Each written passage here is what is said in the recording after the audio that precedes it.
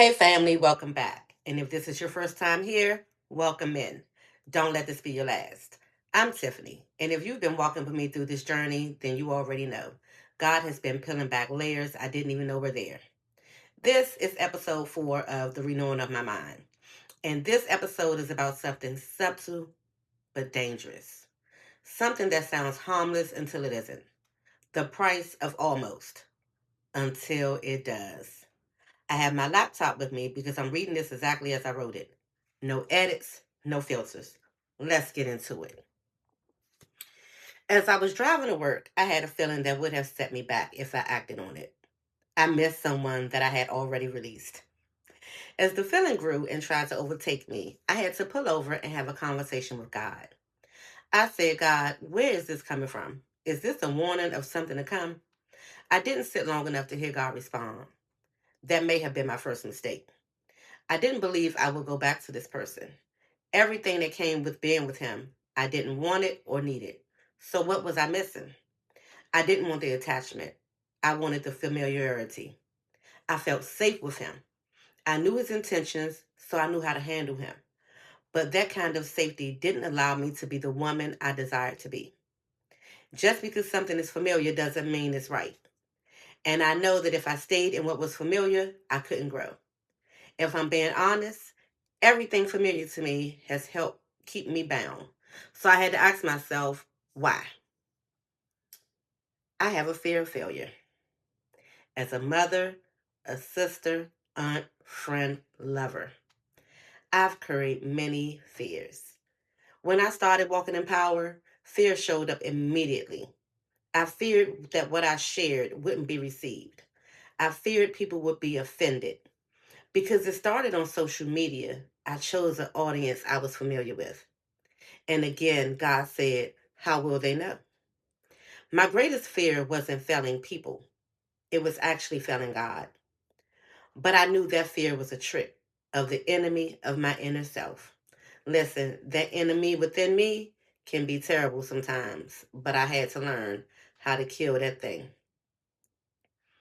But anyway, I knew that the fear was a trick to keep me bound to what was familiar. Because you can't walk in power while playing it safe. So once again, maybe for the 100th time, I had to decide not to go back. Every day God gives me, I must choose Him. And as I choose Him, nothing is truly lost, even when the familiar has to be released. I finally came to a place where I was okay with not being the perfect mother, sister, aunt, friend, everything to everyone. Because in trying to be perfect for them, I was killing myself. So I started choosing God. And in choosing God, I told myself, I'm choosing me. Sounds good, right? Okay, so listen, right? That was the almost part of this chapter. Because as Brandy said, almost doesn't count. Let's talk about why. Okay, I had to sip some of my coffee to get ready for this part. So, the same guy I almost went back to because I missed him, the one I knew I didn't need, the one I didn't want to be attached to because he was familiar, guess what? He's back in my life.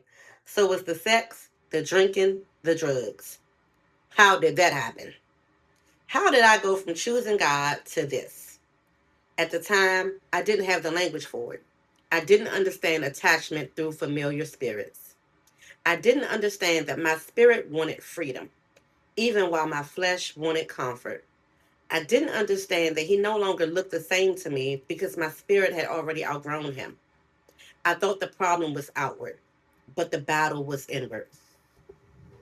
I didn't understand that my flesh wanted to decorate the relationship, to make it look good so it could hide the hell that we were living in. I thought I could change him, even though he told me he didn't want to change.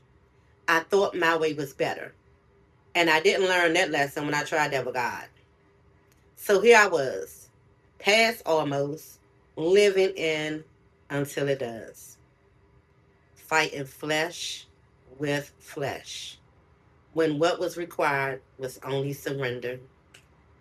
So now I ask you honestly, what are you almost letting go of? What door are you keeping cracked because closing it feels scary? Who are you still connected to? not because it's right, but because it's familiar. Listen to me. God doesn't ask for almost. He doesn't ask for halfway. He doesn't ask for intention. He asks for surrender. And surrender is uncomfortable until it saves you. If this spoke to you, sit with it. Don't rush past the conviction and don't ignore the warning because almost is expensive. That coffee is good. I had to sip some more before I end this episode. So here it is. Before we actually end, I want to leave you with this. Almost is dangerous because it convinces us that partial obedience is enough until it isn't. And sometimes what keeps us stuck isn't rebellion, it's what we refuse to unpack.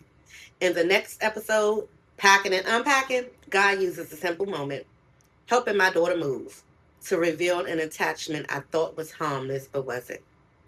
We're going to talk about hidden approval, obedience, and protection. So sit with this, pray on it, and meet me in the next episode.